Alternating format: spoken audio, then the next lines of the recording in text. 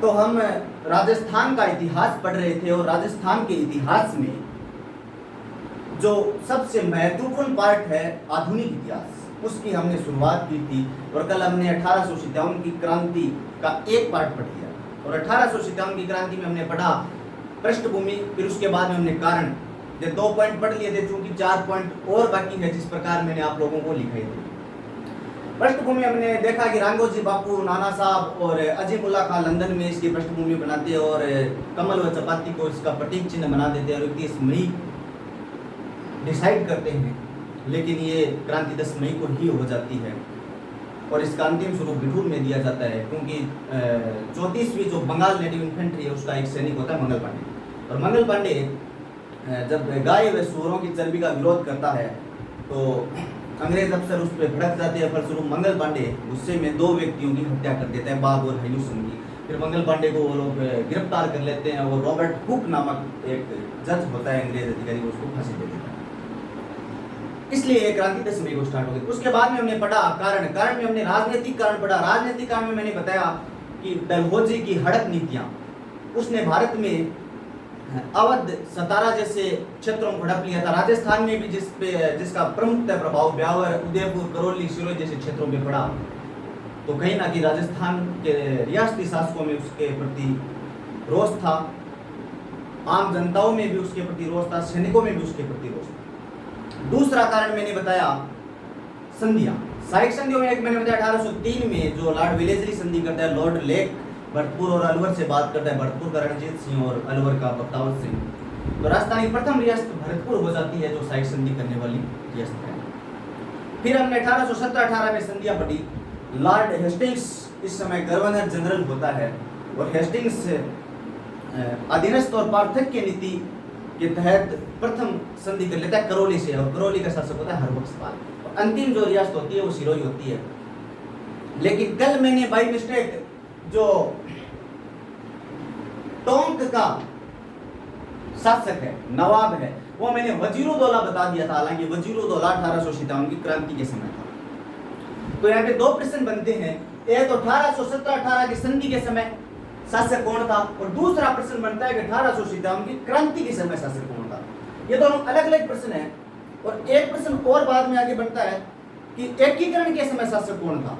तो ये तीनों प्रश्न आप प्रमुखतः ध्यान रखना, तीनों प्रश्न अलग अलग है। मुझे आज भी याद है जब मैंने वीडियो मेंस का पेपर दिया था तो उसमें 1857 की क्रांति का और एकीकरण का, इन दोनों के शासक दिए हुए थे, तो कंफ्यूज नहीं होना है। इसमें भी एक संधि के समय ध्यान रख लेना और एक रख लेना 1857 की क्रांति के समय। संधि के समय करौली का जो शासक था वो था हरबख्शपाल, कोटा का जो शासक था वो था उमेर सिंह। और कोटा के बारे में एक बात और ध्यान रख लेना कि कोटा सबसे विस्तृत और व्यापक संधि करने वाली रियासत थी, ठीक है। उसके बाद में टोंक का ध्यान रख लेना, अमीर खां है, मारवाड़ का मान सिंह है, मेवाड़ का भीम सिंह है, जयपुर का जगत सिंह सेकंड है, और जयपुर के बाद किशनगढ़ का कल्याण सिंह है, और डूंगरपुर का जसवंत सिंह, जैसलमेर का मुंद्रा सेकंड, और सिरोही का शिव सिंह। इसके बारे में ध्यान रख लेना, ये 1823 में संधि करने वाली रियासत है भाई, और ये 1819। बाकी ये तीनों रियासतों ने 1817 में संधि कर दी थी, और ये सभी रियासतों ने की थी 1818 में। तो प्रथम रियासत जो अधीनस्थ एवं पार्थक्य नीति के तहत संधि करती है तो कौन सी होती है, करौली। और अंतिम रियासत कौन सी है, सिरोही। सिरोही के शासक था शिव सिंह। और कोटा क्योंकि सबसे विस्तृत और व्यापक संधि करने वाली रियासत है कोटा। फिर दूसरी बात हमको ध्यान रखना 1857 की क्रांति के समय, और 1857 की क्रांति के समय जो प्रमुख जो शासक है वो आपको ध्यान रखना है। मेवाड़ का है स्वरूप सिंह, फिर मारवाड़ का तख्त सिंह है, और जयपुर का राम सिंह सेकंड है, कोटा का भी राम सिंह सेकंड है, लेकिन ये राम सिंह क्या है, हाड़ा है, ये ध्यान रखना। भरतपुर का जसवंत सिंह है, और सिरोही का है शिव सिंह। चूंकि मैंने आप लोगों को बताया था कि अंग्रेजों ने रियासतों को कंट्रोल करने के लिए संधियां कर ली थी सुरक्षा और बाहरी जिम्मेदारी के तहत, और वहां पे अपने एक व्यक्ति को छोड़ दिया था जिसको कहते थे पॉलिटिकल एजेंट। और पॉलिटिकल एजेंट मैंने बताया आप सभी के, आप लोगों को ध्यान नहीं रखना है, लेकिन 6 पॉलिटिकल एजेंट ध्यान रखना है 1857 की क्रांति के समय। जयपुर का आइडन जोधपुर का मेघपोषण और भरतपुर का मॉरिसन और सिरोही का जेडी हॉल, कोटा का बटन और भरतपुर का मॉरिसन ध्यान रख लेना, और मारवाड़ का मेघपोषण और मेवाड़ का मेजर सोवर्स आर ध्यान रख लेना। ये 6 जो पॉलिटिकल एजेंट हैं ये आपको क्या करने हैं, ध्यान रखने हैं 1857 क्रांति से।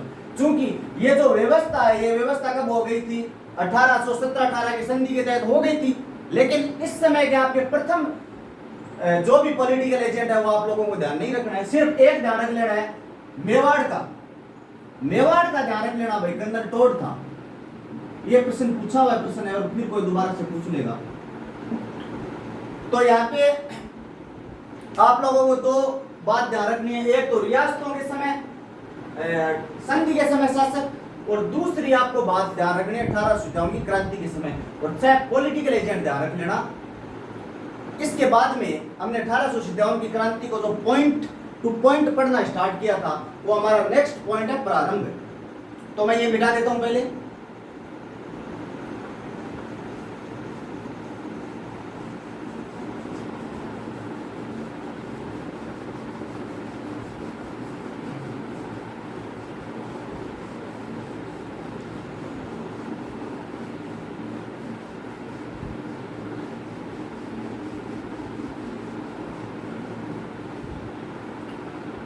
कोशिश करना पूरे नाम याद करने की, क्योंकि डायरेक्ट फैक्ट से प्रश्न पूछ लिया जाता है। लिख के देखना, बार बार बोल के देखना। 10-12 तो संधि के समय के याद रख लेना, और लगभग 16 या 17 क्रांति के समय ध्यान रखना। और ध्यान रखना कोटा का जो राम सिंह है वो बूंदी का भी राम सिंह था, लेकिन संधि के समय कोटा और बूंदी के अलग अलग शासक थे। संधि के समय कोटा का उमेद सिंह था और बूंदी का था विष्णु सिंह, और क्रांति के समय कोटा और बूंदी का एक ही शासक था जिसका नाम था राम सिंह। ध्यान रखना। अब क्योंकि हमने पृष्ठभूमि पढ़ चुके हैं, पृष्ठभूमि, इसके बाद में हम कारण पढ़ चुके हैं। अब जो तीसरा पॉइंट है वो है हमारा प्रारंभ।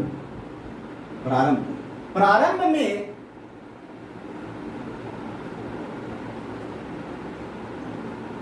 में देखो, भारत में ये जो क्रांति प्रारंभ हुई थी, भारत में ये क्रांति प्रारंभ हो गई थी 10 मई को,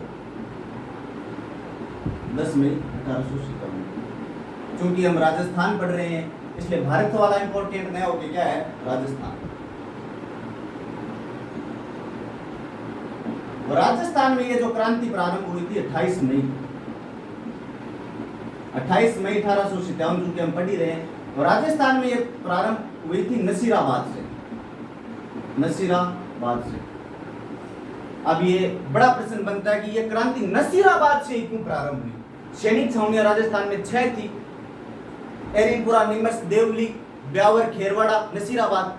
तो ये कहीं से भी स्टार्ट हो सकती थी, लेकिन नसीराबाद में अगर आपको कारण पूछ ले तो इसके प्रमुख कारण थे, यहाँ पे एक बंगाल नेटिव इन्फेंट्री थी 15वीं BNI, 15वीं बंगाल नेटिव इन्फेंट्री जो कि बंगाल से आई हुई थी। और बंगाल से जो नेटिव इन्फेंट्री आई हुई थी उन लोगों के मन में कहीं ना कहीं ये बात जरूर थी कि गाय व सुअर वाली चर्बी के कारण 10 मई 1857 को कहां क्रांति हो गई थी, मेरठ में। कहां हो गई थी, मेरठ में। तो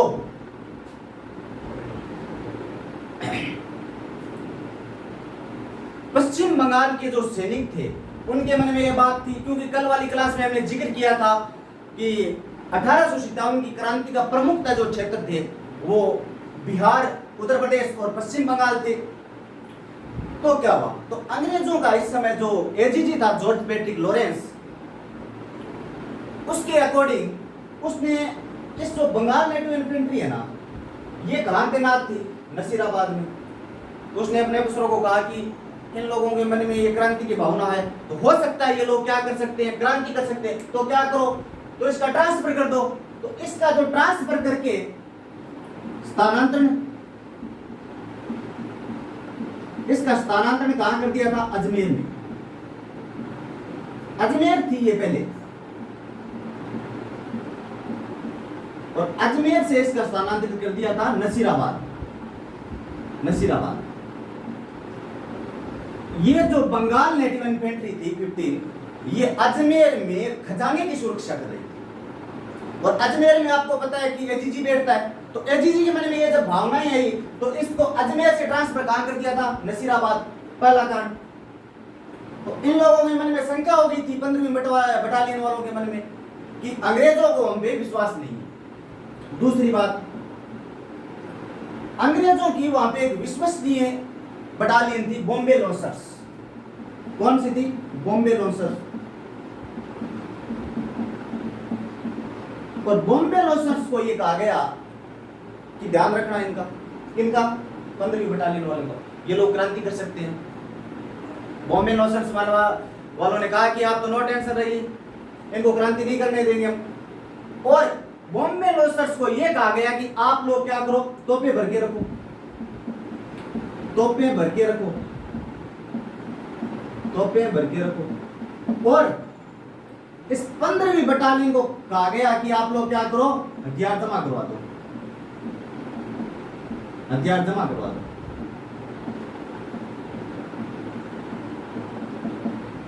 दो कारण हो गए।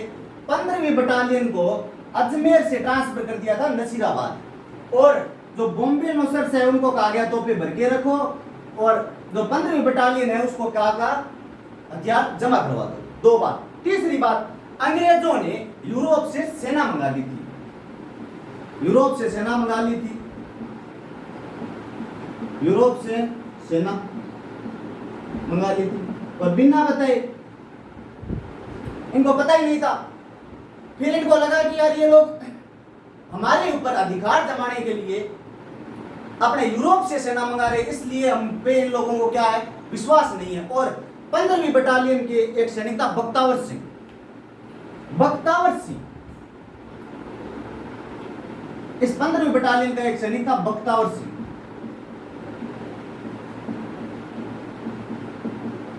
और बख्तावर सिंह अंग्रेज एक अधिकारी था जिसका नाम था प्रिचार्ड। प्रिचार्ड। बख्तावर सिंह ने प्रिचार्ड से ये सब सवाल किया कि आप लोग यूरोप से सेना मंगा रहे हो, पहले हमारा स्थानांतरण, हम थे अजमेर में रक्षा कर रहे थे खजाने की, और अजमेर से हमें ट्रांसफर कर दिया नसीराबाद में। बॉम्बे लॉन्सर्स को आप लोगों ने कहा कि आप तोपे भर के रखो, और हमें आप लोगों ने कहा कि हथियार जमा करवा दो। क्या विश्वास नहीं है क्या आप लोगों को उन पे? तो प्रिचार्ड बात को टाल देता है कि नहीं ऐसा कुछ नहीं, बात को टाल देता है, सही से जवाब नहीं देता है। तो बख्तावर सिंह के मन में होता है कि इसका मतलब इन लोगों को हम पे विश्वास नहीं है। चौथी बात, उस समय जो गाय व सुअर की चर्बी वाला जो मैटर था वो सबसे ज्यादा चल रहा था। तो वहां पे साधु के वेश में कुछ संदेशवाद घूम रहे थे, साधु संदेश दे रहे थे धर्म का। ये जो साधु है ये संदेश दे रहे थे धर्म का कि आपकी जो पिस्टल है ब्राउन बेस, उसके स्थान पे नई पिस्टल आ गई है, कौन सी? एनाफील्ड, और उसमें गाय व सूअर की चर्बी का इस्तेमाल होता है। तो आप धर्म को बचा लो, क्योंकि जब धर्म ही नहीं बचेगा तो क्या फायदा। तो चार कारण हो गए। 15वीं बटालियन नेटिव इन्फेंट्री का अजमेर से स्थानांतरित कर दिया नसीराबाद, सैनिकों में रोष था। दूसरा कारण, बॉम्बे लॉन्सर्स जो अंग्रेजों की विश्वसनीय बटालियन मानी जाती थी, उसको कहा कि आप हथियार तोपें हैं जो अपने हथियार उनको संभाल के रखो, तोपों को भर के रखो, और जो 15वीं बटालियन है उसको कहा कि आप हथियार जमा करा दो। और साधु यूरोप से अंग्रेजों ने सेना मंगा ली थी नहीं, और साधु संदेश दे रहे थे धर्म का। चार कारण थे। और जब बख्तावर सिंह ने प्रिचार्ड को यह बात पूछी कि आप लोगों को हम पे विश्वास नहीं है, तो प्रिचार्ड सही ढंग से इस बात का जवाब नहीं देता है। और प्रिचार्ड की एक पुस्तक भी ध्यान रख लेना भाई, म्यूटिनीज ऑफ राजपूताना, पूछा हुआ प्रश्न है, म्यूटिनीज ऑफ राजपूताना।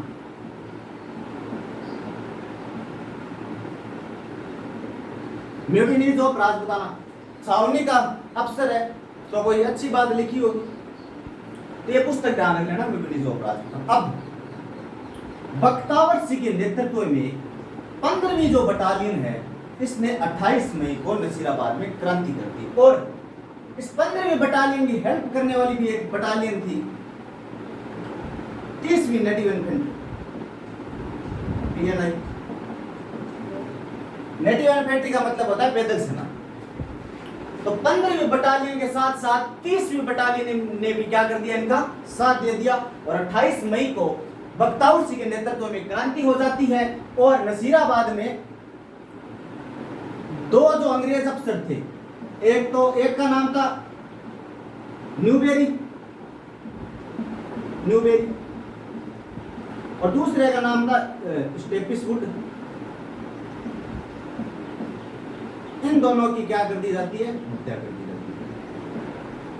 न्यूबेरी के तो टुकड़े टुकड़े कर दिए जाते हैं भाई, इतना भयंकर रोष था सैनिकों में।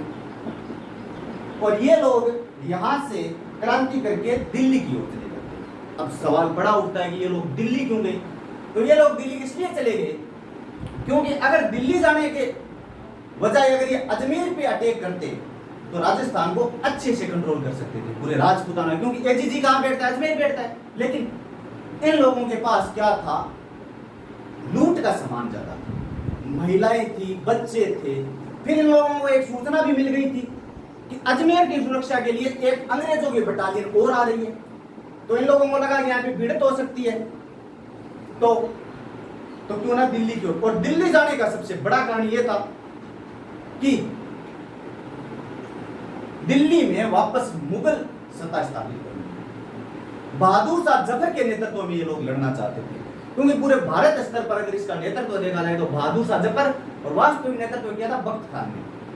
लेकिन ये लोग जब यहां से चले गए तो यहां पर एक अंग्रेज अधिकारी आता है हितकोट, स्थिति को कंट्रोल कर लेता है। तो नसीराबाद को विद्रोह को दबाने वाला अगर पूछ ले तो हितकोट ध्यान रखना, हितकोट दबाने वाला हितकोट, हालांकि पूछा हुआ नहीं है, फिर भी आप लोग ध्यान कर लेना, हितकोट यहाँ पे आके स्थिति को कंट्रोल कर देता है। चलो, प्रारंभ वाला पॉइंट हमारा पूरा हो जाता है। अब हम दूसरा पॉइंट पढ़ेंगे, विस्तार, कि नसीराबाद के अलावा इसका कहां कहां विस्तार हुआ है।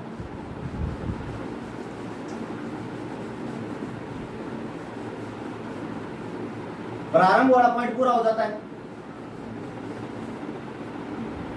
चौथा पॉइंट मैंने बताया था विस्तार।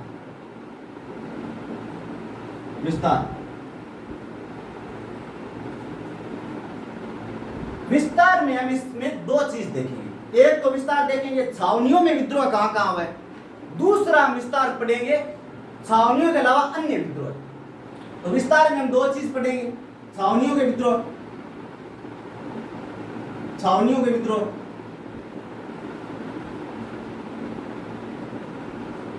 और एक पढ़ेंगे अन्य विद्रोह। तो मैं पहले आपको छावनियों के विद्रोह बता देता हूं।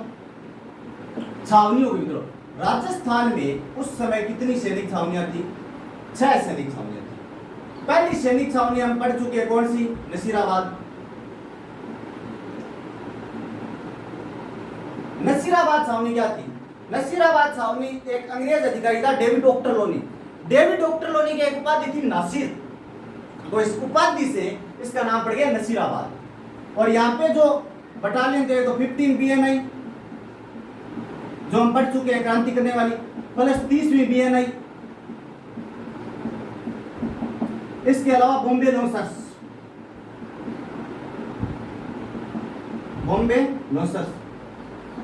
नसीराबाद। फिर दूसरी जो है वो है एरिनपुरा। और एरिनपुरा कहां पर है भाई? पाली में है, और नसीराबाद अजमेर में है। और एरिनपुरा में जो बटालियन थी वो थी जोधपुर लीजियन, और इसकी स्थापना हुई थी 1835 में।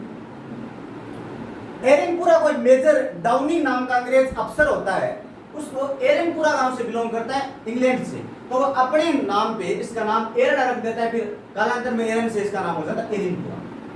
तीसरी बात करते हैं, तीसरी जो बटालियन जो सैनिक छावनी थी वो थी देवली, और देवली कहाँ पे है? टोंक में।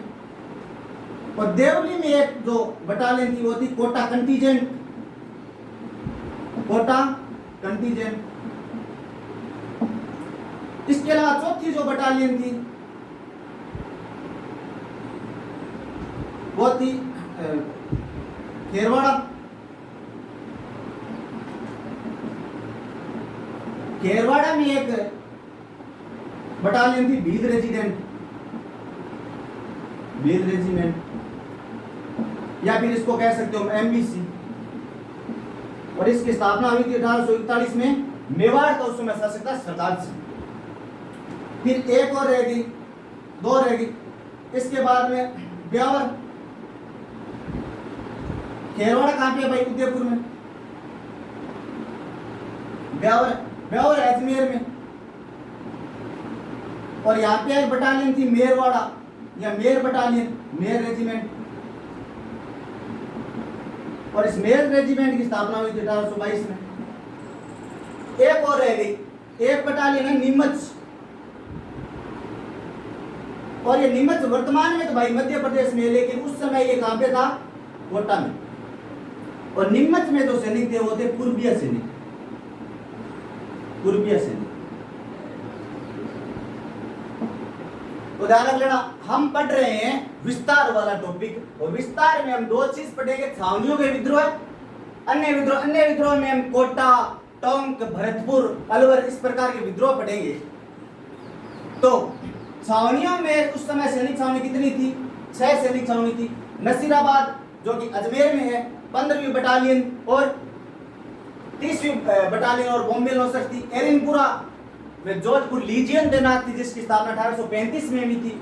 देवली में कोटा कंटीजेंट थी, और खेरवाड़ा में भील रेजिमेंट थी, जिसे एमबीसी बोलते हैं, जिसका स्थापना 1841 में हुई थी। और अजमेर में है ब्यावर, जहाँ मेर रेजिमेंट थी, 1822 में जिसकी स्थापना हुई थी। भील रेजिमेंट की 1847 में हुई थी भाई। और नीमच है जो वर्तमान में कहाँ पे है? एमपी में, लेकिन उस समय कहाँ पे था? कोटा में, ठीक है। और यहाँ पे जो सैनिक तैनात थे वो थे पूर्वीय सैनिक। लेकिन क्या सभी छावनियों में विद्रोह हुआ है? नहीं हुआ। केवल 4 सैनिक छावनियों में विद्रोह हुआ है। खेरवाड़ा और ब्यावर में कोई विद्रोह नहीं हुआ। तो जो 2 सैनिक छावनी जहां पे विद्रोह नहीं हुआ है, कौन सी? एक तो खेरवाड़ा और दूसरी ब्यावर। नॉट विद्रोह, नॉट रिवोल्ट। तो अगर आपसे प्रश्न पूछा जाए कि राजस्थान की कितनी सैनिक छावनी में विद्रोह हुआ, तो 4 में हुआ है, 2 में नहीं हुआ, बाकी में हुआ तो 4 में। अगर किसी में नहीं हुआ है तो किस में नहीं हुआ? 2 में। और सबसे अगर बड़ी पूछी जाएगी, बड़ी जो सैनिक छावनी थी तो कौन सी थी? एरनपुरा। और सबसे छोटी अगर पूछी जाए तो कौन सी थी? देवली, टोंक वाली। सबसे बड़ी सैनिक छावनी कौन थी? एरनपुरा। और सबसे छोटी कौन सी थी? देवली, टोंक वाली। ठीक है। अब इसके बाद में चूंकि हम एक विद्रोह पढ़ चुके हैं, अब दूसरा विद्रोह पढ़ेंगे नीमच का।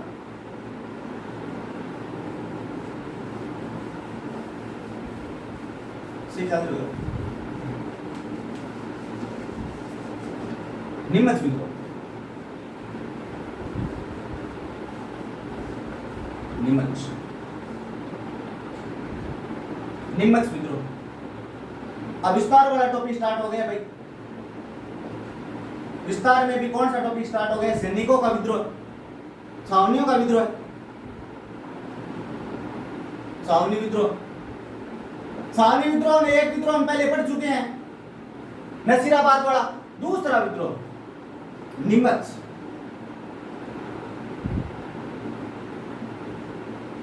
नीमच, और नीमच में ध्यान रखना जो ये तारीख है वो हुई थी 3 जून को,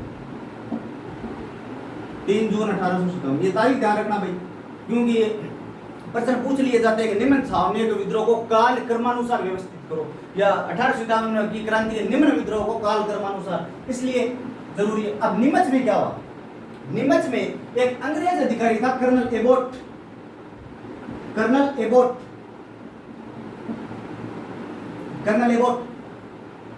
एबोट को ये लगा कि यार नसीराबाद में विद्रोह हो गया है, तो क्यों नहीं ये सैनिक गांव में विद्रोह कर सकते हैं, नीमच में भी ये लोग विद्रोह कर सकते हैं, क्या भरोसा सैनिकों का।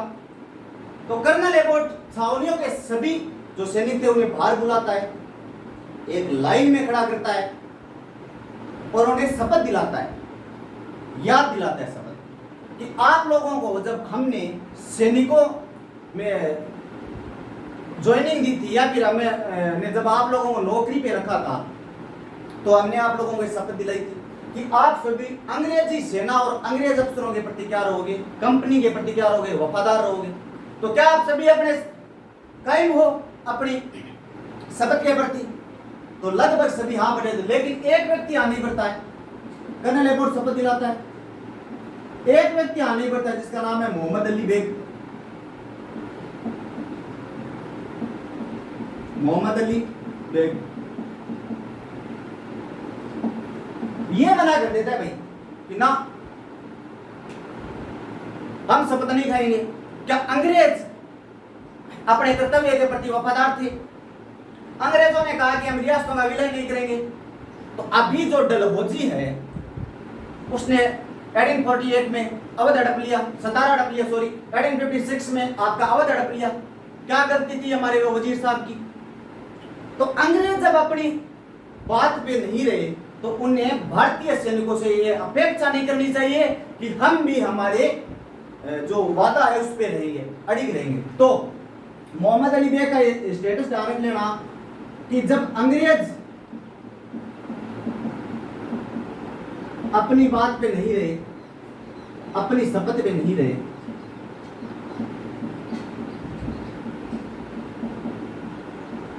तो भारतीय सैनिकों से अपेक्षा नहीं करनी चाहिए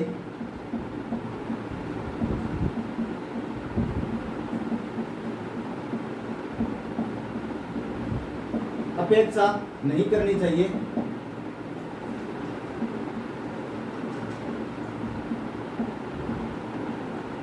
कि हम हमारी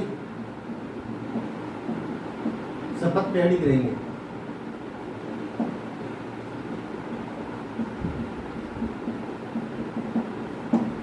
तो कर्नल एबोट 2 जून को शपथ दिलाता है और 2 जून के बाद में जब कर्नल एबोट शपथ दिलाता है तो सभी सैनिक शपथ ले, लेकिन मोहम्मद अली बेग शपथ नहीं लेता है और कहता है जब अंग्रेज अपनी शपथ पर नहीं रहे तो भारतीय सैनिकों से अपेक्षा नहीं करनी चाहिए कि हम हमारी शपथ पर रहेंगे। तो क्या होता है, अब जब ये बात मोहम्मद अली बेग बोलता है तब हीरा सिंह जैसे लोग, अन्य जो सैनिक है, उनके मन में भी होता है कि यार बात तो मोहम्मद अली बेग सही कह रहा है। उसके डलहौजी ने हड़पा था, अवध हड़पा था, सतारा हड़पा था। तो फलस्वरूप 3 जून को यहाँ पे क्या हो जाती है, क्रांति का बिगुल बच जाता है और इसकी जो लीडरशिप करने वाला व्यक्ति है वो होता है हीरा सिंह। कौन होता है? हीरा सिंह। और हीरा सिंह के साथ है बख्तावर सिंह। और यहाँ पे क्रांति का क्या बजा देते हैं, बिगुल बजा देते हैं और यहाँ पे अंग्रेजों की जो सेना है उस पर धावा बोल देते हैं। फिर यहाँ पे जब ये क्रांति होती है तो यहाँ से लगभग 40 अंग्रेज अधिकारी, 40 अंग्रेज भाग जाते हैं, जिनमें डॉक्टर मरे व डॉक्टर केन प्रमुख था। ध्यान रखना, मरे ने कहा मरा दिया यार, आज तो मारेंगे नहीं छोड़ेंगे ये लोग इसके साथ 40 अंग्रेज बाकी कहां चले जाते हैं, केसुंडा। और केसुंडा गांव में ओंकार सिंह,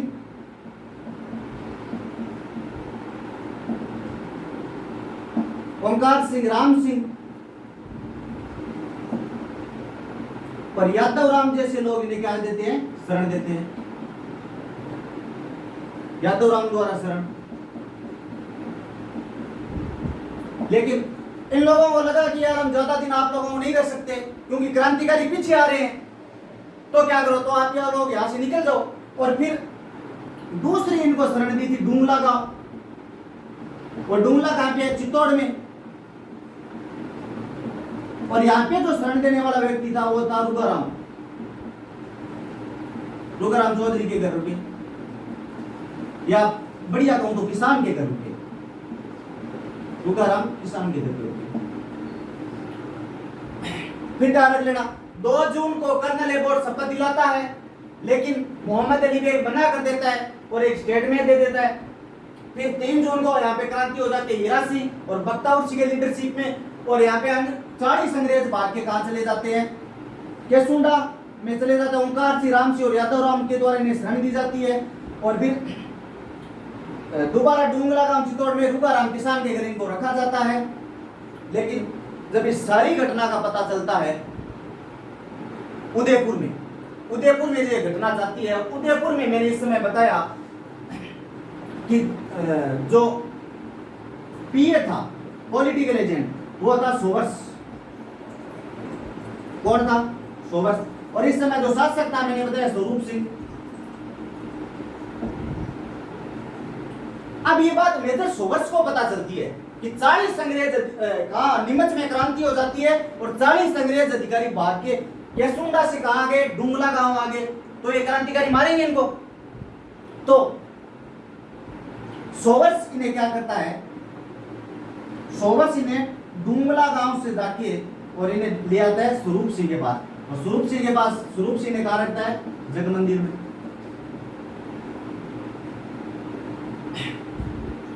फिर जाके अंग्रेजों के सांस में सांस आई कि यार मारेंगे तो नहीं कम से कम। कहां पे आएंगे? सुरक्षित स्थान पे आके। और स्वरूप सिंह फिर इस क्रांति को दबाने के लिए मेजर सोवर्स को भेजता है। मेजर सोवर्स के साथ अपने एक व्यक्ति को भेज देता है जिसका नाम है भक्त सिंह बेदला। राव जी थे कोई भक्त सिंह बेदला कि बेदला जी आप जाओ और जाके नीमच में क्या करो? क्रांति को दबा के आओ। तो ध्यान रखना, सोवर्स पहले तो इस डुंगला में छिपे हुए 40 जो अंग्रेज अधिकारी है उन्हें कहा जाता है स्वरूप सिंह के पास। स्वरूप सिंह ने जग मंदिर में रख देता है। जग मंदिर कहां पे है? उदयपुर में, पिछोला झील के किनारे। फिर स्वरूप सिंह मेजर सोवर्स को भेजता है और साथ में भक्त सिंह बेदला जी को भेजता है कि कहां पे क्रांति दबा के आओ? नीमच में। चलो इसके बाद में नेक्स्ट घटना ही पढ़ते हैं। जब मेजर सोवर्स और भक्त सिंह बेदला यहां पे आते हैं नीमच में, तब तक अधिकांश क्रांतिकारी यहां से निकल जाते हैं। अधिकांश जो क्रांतिकारी थे वो यहां से निकलकर कहां चले जाते हैं? यहां से निकल के वो लोग पहले तो जाते हैं शाहपुरा। नीमच 3 जून ये यहां से क्रांतिकारी निकल के कहां चले जाते हैं? शाहपुरा। भीलवाड़ा में एक जगह है शाहपुरा, और वहां पे इनकी हेल्प करता है लक्ष्मण सिंह। तो प्रश्न अगर बने कि नीमच से भागे हुए क्रांतिकारियों को शरण कौन देता है? लक्ष्मण सिंह। ये वहां पे खाना वाना खिलाता है, आराम से उन्हें सपोर्ट करता है। फिर ये लोग शाहपुरा होते हुए कहां चले जाते हैं? देवली। और देवली में 5 जून को देवली में एक मैंने बताया कि जो सेना थी वो कौन सी? कोटा कंटीजेंट। लेकिन ये कोटा कंटीजेंट उस समय कहां पे गई हुई थी? मथुरा गई हुई थी किसी काम से। तो देवली में एक दूसरी बटालियन थी, महिदपुर बटालियन। और महिदपुर बटालियन किसके साथ हो जाती है? नीमच वाले क्रांतिकारियों की हेल्प कर देती है और इसके साथ हो जाती है। फिर जब ये मथुरा वाले भी कहां पे आ जाते हैं? आगरा में। और आगरा से जब ये निकलते हैं तो ये आगरा में ये कोटा कंटीजेंट भी इसके साथ हो जाती है। देवली में देर हो गया था। फिर 800 सैनिकों को भर्ती किया गया था इमरजेंसी में। मीणा सैनिकों को भर्ती किया गया था। मीणा सैनिकों को अचानक भर्ती हुई थी, रिक्रूटमेंट हुआ था कि यार कोई तो रहे। पूरी बटालियन खाली हो गई। देवली वाली कोटा कंटीजेंट थी जो मथुरा चली गई थी, और जो महिदपुर बटालियन थी वो किसके साथ हो गई थी? नीमच वाले के साथ। फिर ये यहां से होते हुए टोंक गए, लेकिन टोंक हम अन्य विद्रोह में पढ़ेंगे कि टोंक में ताराचंद पटेल इनकी सहायता करता है, इनके पीछे जैक्सन लगा होता है, ताराचंद पटेल वहां मारा जाता है। मोहम्मद जो मुजिम है उसका एक नाटक आजमाइश में महिलाओं द्वारा भाग लिया जाता है। फिर मंदसौर से एक व्यक्ति आता है फिरोज खान जो टोंक में क्या करता है, विद्रोह करता है। ये हम अन्य विद्रोह टोंक में पढ़ेंगे। तो हमने कितनी सैनिक छावनियां पढ़ ली थी? 3 सैनिक छावनियां पढ़ ली। कौन कौन सी सैनिक छावनियां पढ़ ली? नीमच में विद्रोह हुआ था, नीमच वाले शाहपुरा गए, लक्ष्मण सिंह ने हेल्प की। फिर देवली पांचून, तो देवली भी तो एक सैनिक छावनी है, तो साथ में मिलेंगे, इसका मतलब विद्रोह हो गया। फिर कोटा कंटीजेंट की महिदपुर बटालियन साथ में हो गई, क्योंकि कोटा कंटीजेंट तो गई हुई थी मथुरा। और फिर 800 सैनिकों में देवली में अचानक से अंग्रेजों ने मीणा सैनिकों को भर्ती किया। अब एक लफड़ा और हो गया था नीमच में, जब स्वरूप सिंह ने पक्षी बेदड़ा को भेजा क्रांति को दबाने के लिए, तो यहां पे मेवाड़ की जो सेना थी इनमें भी आपस में भ्रम फैल गया कि यार ये गाय और सूअर की चर्बी है, ये केवल बंदूकों में भी नहीं आ रही, ये हमारे आटे में भी मिला रहे हैं। आटे में भी इन लोगों ने गाय व सूअर की चर्बी मिला दी। तो अंग्रेजों वहां पे मेवाड़ का एक अफसर था अर्जुन सिंह सहीवाला, अर्जुन सिंह सहीवाला।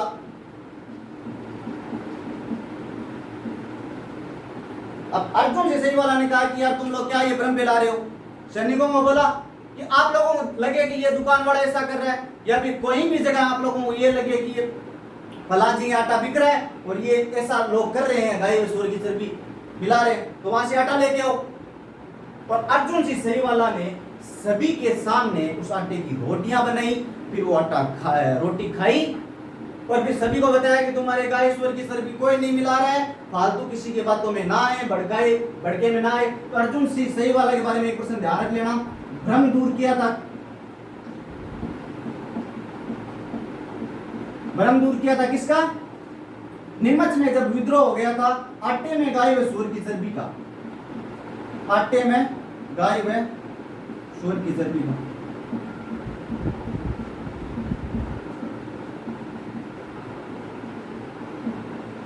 तो हम 3 सैनिक छावनियों का विद्रोह पढ़ चुके हैं।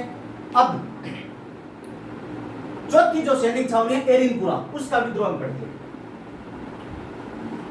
एरिनपुरा का विद्रोह,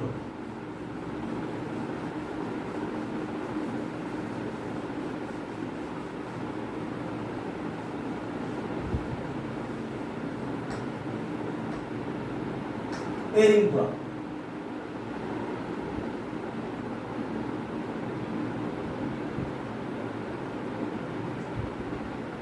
और एरिनपुरा की जो तारीख है वो ध्यान रख लेना भाई, 15 अगस्त है।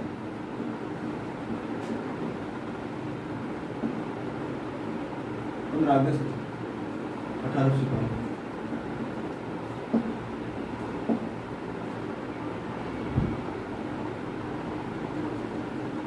अगस्त 1852। एरिनपुरा कहां पर है? पाली में। एरिनपुरा में आपको पता है 1835 में एक बटालियन थी जोधपुर लीजियन तैनात थी, जोधपुर लीजियन। और एरिनपुरा में यहाँ पे 90 कोई सैनिक थे, पूर्वीय सैनिक, जिन्हें हम पूर्वीय सैनिक बोलते थे।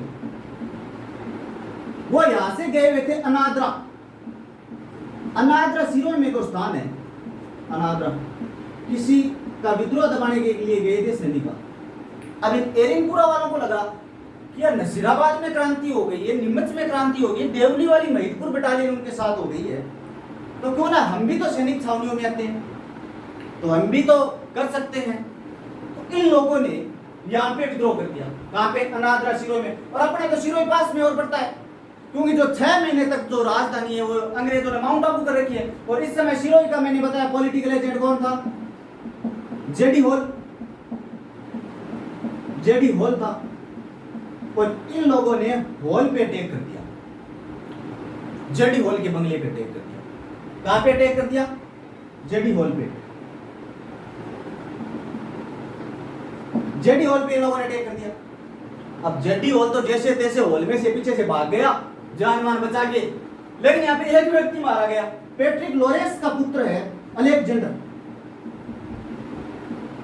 अलेक्जेंडर, ये मारा गया है यहाँ पे। अब कई किताबों में तो लिखा जाता है मारा गया, कई किताबों में लिखा गया घायल हो गया। तो आप ध्यान रखना, अलेक्जेंडर नीमच वाले में क्या हो गया था, घायल हो गया था। या फिर पूछा जाए तो अलेक्जेंडर का नीमच वाले में नहीं, सॉरी एरिनपुरा वाले में, ठीक है, ये आप ध्यान रख लेना। फिर ये लोग यहाँ से विद्रोह करके वहां पे कोहरा वोरा छा गया था, अंधेरा हो गया था कि यहाँ पे अब तो अब क्या करें, तो ये लोग आ गए थे एरिनपुरा में, और एरिनपुरा में आके वहां पे लोगों को जगाया, टाइम देखना, वहां पे लोगों मिनट हो गए, वहां पे लोगों को इन लोगों ने जगाया यहाँ पे एरिनपुरा में, अरे क्या कर रहे हो, उठो हमने क्रांति कर दी है। तो एरिनपुरा वाले सो रहे थे कि किस बात की क्रांति कर दी, बोले यार वो गाय में स्वर की चर्बी मिला रहे हैं, आप लोगों को पता ही नहीं। नीमच में 18 हो गई क्रांति 28 मई को, 3 जून को नीमच में 3 जून को हो गई, नसीराबाद में 28 मई को हो गई, 5 जून में देवली वाले हो गए, तो हम भी तो क्रांति करें। तो फिर यहाँ पे मोतीराम तिलक राम मोतीराम के नेतृत्व में यहाँ पे एरिनपुरा में क्या हो जाती है, क्रांति। तो ध्यान रखना, एरिनपुरा में क्रांति करने वाले लोग कौन थे, मोतीराम और तिलक राम। फिर ये लोग यहां से क्रांति करके कहां जा रहे होते हैं, दिल्ली। और ध्यान रखना, चलो दिल्ली मारो फिरंगी का नारा किसने दिया था, चलो दिल्ली मारो फिरंगी।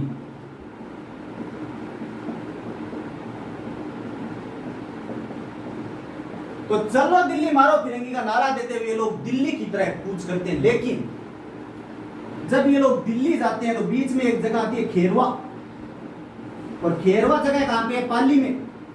यहां पे इनको एक व्यक्ति मिल जाता है कुशाल सिंह।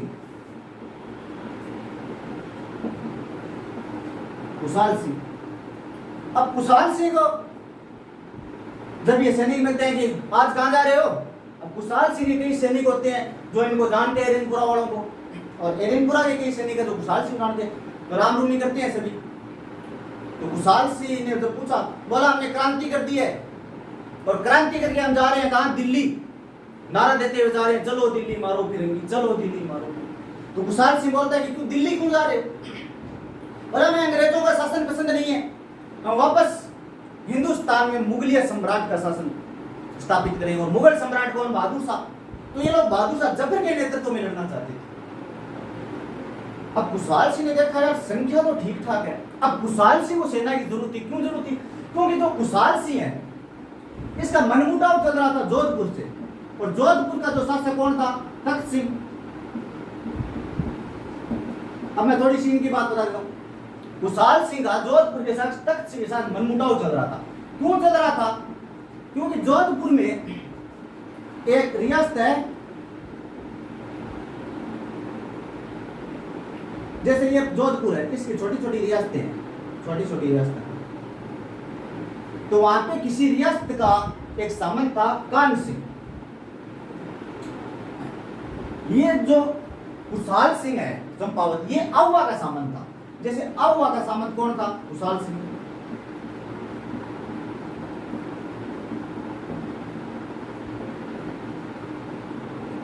और आउवा के पास एक छोटी सी कोई सामंत जागीर और थी, उस जागीर का सामंत तख्त सिंह ने बना दिया था कानजी। अब ठाकुर कुशाल सिंह ने कहा कि ये आउवा के जस्ट नजदीक पड़ती है, तो इसलिए आप कानजी को यहाँ का सामंत नहीं बनाओ। अब तख्त सिंह को लगा यार तुम एक खुद एक सामंत है, तुम मुझे बताएगा कि किसका सामंत किसको बनाना है। तो ये बात जब कुशाल सिंह को बुरी लगी, और कुशाल सिंह ने किसको निपटा दिया, कानजी को। कुल मिला के इन दोनों के झगड़े में कानजी काम में आ गया बिना किसी गलती के। तो अब ये बात तख्त सिंह को और भी बुरी लगी, यार मैंने किसी को सामंत बनाया जो कि आउवा के पास एक छोटी सी कोई जागीर थी, कुशाल सिंह ने उस बंदे को ही मार दिया, तो यह क्या राज विद्रोह नहीं है। तो कुशाल सिंह का तख्त सिंह के साथ क्या मनमुटाव चल रहा था, क्योंकि तख्त सिंह अटैक करने वाला था आउवा पे। कुशाल सिंह को लगा कि यार तख्त सिंह कभी ना कभी अटैक कर सकता है, अपने पास सेना और कम है मुकाबले के लिए। तो ये एरनपुरा वाले सैनिक जा तो रहे हैं दिल्ली, इनको किसी न तरीके से अपने पास रोक लिया जाए। और कुशाल सिंह बहुत ही समझदार व्यक्ति था, तो कुशाल सिंह ने इन सैनिकों को कहा कि यार तुम लोग दिल्ली जाके क्यों लड़ रहे हो? तो सैनिकों ने बोला तो अपने यहाँ पे चलो आओ लड़ेंगे हम सब। चलो ठीक है, आओ चल, तो हमें तो लड़ना है, चाहिए यहाँ लड़ो चाहिए वहां लड़ो, हमें तो अंग्रेजों के खिलाफ लड़ना। तो ये सारे सैनिक दिल्ली जाने से पहले कुशाल सिंह को कहां ले आया? आहुआ जब ये ले आया तो क्या अंग्रेजों के खिलाफ क्रांति करने वाले विरोध करने वाले सैनिकों को जब आहुआ कुशाल सिंह ले आया तो क्या कुशाल सिंह अंग्रेजों का विरोधी नहीं हुआ? बिल्कुल हुआ। इधर क्या राजा का विरोधी नहीं हुआ? बिल्कुल हुआ। तो ये दोनों लोग मिलकर फिर सेना भेजते हैं। अब ये जो रियासत थी ना, ये बिठूड़ा रियासत थी भाई, इसका ध्यान रख लेना। बिठूड़ा रियासत का कानजी को बना दिया गया था सामंत। किसने? तखत सिंह ने। तो कुशाल सिंह ने कानजी को निपटा दिया, तो इन दोनों के बीच में चल रहा था विवाद। तो अब कुशाल सिंह अंग्रेजों का भी विरोधी हो गया और राजा का भी विरोधी हो गया। अब हमें 3 युद्ध होते हैं, तो पहले मैं इसको मिटा देता हूं।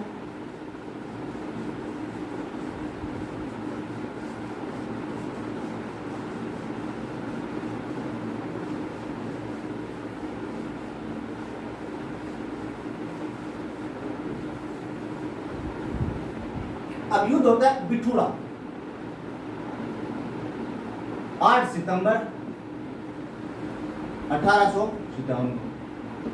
बिठूड़ा युद्ध होता है। बिठोड़ा का युद्ध मान लो। बिठोड़ा नामक स्थान में युद्ध होता है, और जो अंग्रेज अधिकारी होता है वो होता है हितकोट। अंग्रेजों की ओर से हितकोट आता है लड़ने के लिए। और जोधपुर की जो सेना है, जोधपुर की सेना से आता है कुशलराज सिंह भी।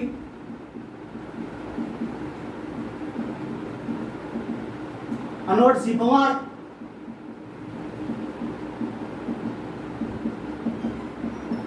और सामने कौन होते हैं? कुशाल सिंह और क्रांतिकारी। तो ये लोग इनका सामना करते हैं। बिठोड़ा में पहला युद्ध होता है बिठोड़ा का, 8 सितंबर 1857, डेट याद रख लेना। दोनों ओर से अंग्रेज आते हैं, हितकोट आता है, इधर कुशलराज सिंह में नोट सिंह पंवार आता है, अंग्रेज की ओर से हितकोट आता है। क्योंकि कुशाल सिंह ने दोनों की तरफ विद्रोह कर रखा था। तो इसमें कुशाल सिंह क्या कर जाता है? जीत जाता है, ये हार जाते हैं, और हितकोट यहां से भाग जाता है। अब इन दोनों को एक साथ जब हरा दिया तो अंग्रेजों को लगा यार ये तो गजब बेइज्जती कर दी इन लोगों ने। कुशाल सिंह को कुछ ज्यादा ही सिर पे चढ़ गया। एक तो उसने क्रांतिकारियों को शरण दी है, दूसरी तखत सिंह के साथ मनमुटाव किया है। तो क्या किया जाए? तो दूसरा युद्ध कर। अब इस बार जॉर्ज पैट्रिक लॉरेंस को इस बात का पता चलता है, एजीजी को। तो एजीजी फिर जोधपुर का जो पीए पॉलिटिकल एजेंट उसको मैसेज करता है कि भाई जोधपुर का पॉलिटिकल एजेंट कौन? मैकमोहन। ये मैकमोहन क्या कर रहे हो तुम लोग? यहां से क्रांतिकारी भाग के दिल्ली जा रहे थे, बीच में एक छोटा सा सामंत आहुआ का कुशाल सिंह, उसने क्रांतिकारियों को रोक लिया। और कहा जाता है तखत सिंह ने जब एक सामंत को वहां पे बिठोड़ा का शासक बनाया, कानजी ने उसने उसको निपटा दिया। और फिर तुम लोग दोनों उससे लड़ने के तुम लोगों को हरा दिया, कितनी बेइज्जती वाली बात है। तो मैकमोहन को बोला तुम सेना लेके आओ उधर से, और मैं इधर से आ रहा हूँ पैट्रिक लॉरेंस।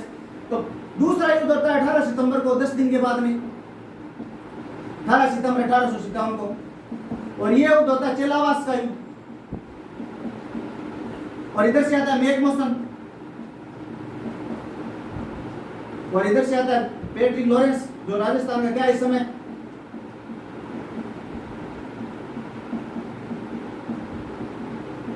और इधर सामने भाई कुशाल सिंह है, कुशाल सिंह और क्रांतिकारी। लेकिन मैकमोहन बेचारा पहले आ जाता है जॉर्ज पैट्रिक लॉरेंस से, और सामने उधर पैट्रिक लॉरेंस की सेना खड़ी होती है, इधर इसकी मैकमोहसन की खड़ी होती है। क्योंकि सारे सैनिकों के वस्त्र एक जैसे थे, तो मैकमोहसन को बेचारे को पहचानने में नहीं है, इसको कहानी समझ में नहीं है। तीनों ओर से सेना खड़ी थी, तो ये इसको लगा कि जॉर्ज पैट्रिक लॉरेंस की सेना है, तो ये चला गया कुशाल सिंह वाली सेना की तरफ, और वहां पे इसको बेचारे को पकड़ लिया और इसको मार दिया गया। भला आदमी था, तो इसलिए मैकमोहसन को आज भी वहां पे पाली में जो रेबारी जाति के लोग हैं वो पूजा करते हैं, रायका जाति के लोग। और मैकमोहसन की छतरी भी पाली में बनी हुई है। तो इसमें किसकी हत्या कर दी जाती है? मैकमोहसन की हत्या कर दी जाती है, और ये बात जाता है।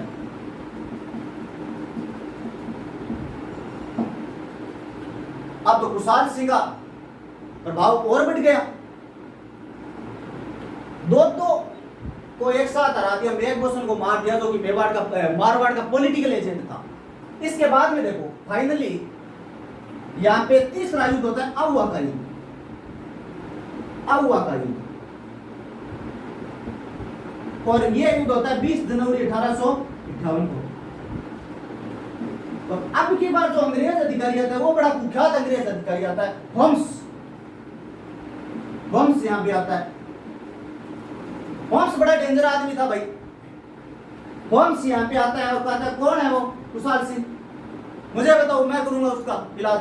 तो कुशाल सिंह के पास जब इतनी भारी भरकम सेना लेके आता है होम्स, तो कुशाल सिंह यहाँ से भाग जाते हैं और अपने एक भाई को यहाँ का प्रशासन सौंप देता है, पृथ्वी सिंह लांबिया।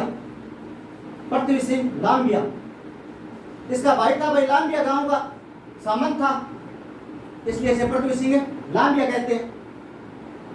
तो फाइनली होम्स ने यहाँ पे पृथ्वी सिंह लांबिया को हरा दिया और आहुआ में कंट्रोल कर लिया। और आहुआ में जब कंट्रोल कर लिया तो आहुआ का विद्रोह दबाने वाला कोई व्यक्ति था, तो कौन था? होम्स था। तो अब आहुआ का अधिकार किसका हो गया? वापस अंग्रेजों का हो गया। और कुशाल सिंह यहां से भागकर कहां चला गया? पहले तो चला गया केसरी सिंह के पास, सलूम्बर का सामंत है केसरी सिंह सलूम्बर, इसको शरण देने वाला। दूसरा भाग है जोधराज। जोधराज कहां का है? कोठारिया का। शरण देने वाले इसको दो व्यक्ति थे। शरण, यहां पे ध्यान रखना शरण। तो ये बातें आप घटनाएं हैं, ध्यान रखना, एक दो बार रिपीट करना, याद रह जाएगी। फिर जब यहाँ पे ये शरण लेता है, फाइनली कुशाल सिंह को लगता है कि पार पड़ने वाली है नहीं, फिर ये अंग्रेजों के सामने सरेंडर कर देता है। अंग्रेज फिर इस पे नीमच में सरेंडर कर देता है भाई। ये यहाँ से पहले तो भाग के शरण लेता है, फिर पार नहीं पड़ती है तो नीमच में सरेंडर कर देता है 1860 में। 2 साल तक भटकता रहता है, कोई फायदा मिलता है नहीं, अंग्रेजों से मुकाबला नहीं कर पाता। फिर इस पे एक जांच बैठती है, सरेंडर कर देता है नीमच में। फिर इस पे एक जांच बैठती है, टेलर आयोग। फिर कुशाल सिंह को क्या कर दिया जाता है? बरी कर दिया जाता है बिना किसी सजा। तो ध्यान रख लेना, कुशाल सिंह पे कौन सी जांच हुई थी? टेलर आयोग। कुशाल सिंह बड़ा समझदार व्यक्ति था। कुशाल सिंह को लगा कि यार अंग्रेजों से कन्विंस कर लिया जाएगा, तो कुशाल सिंह ने जो बोला, अरे किस बात का आप लोग मुझे फांसी दे रहे हो? मैंने कुछ अपराध ही नहीं किया। बोला अपराध कैसे नहीं किया? तुमने हमारे क्रांतिकारियों को वहां पे शरण दी थी। कुशाल सिंह ने शरण कहां से? बंदूक के नोक पे ले गए थे, मुझे हुआ कि तुम्हें हमारे साथ देना पड़ेगा। तो जब टेलर आयोग उस पे बैठता है तो बंदे ने अपनी कोई गलती नहीं निकलने देता है। इतना समझदार कोई व्यक्ति था तो कुशाल सिंह था। फिर कुशाल सिंह पे आयोग टेलर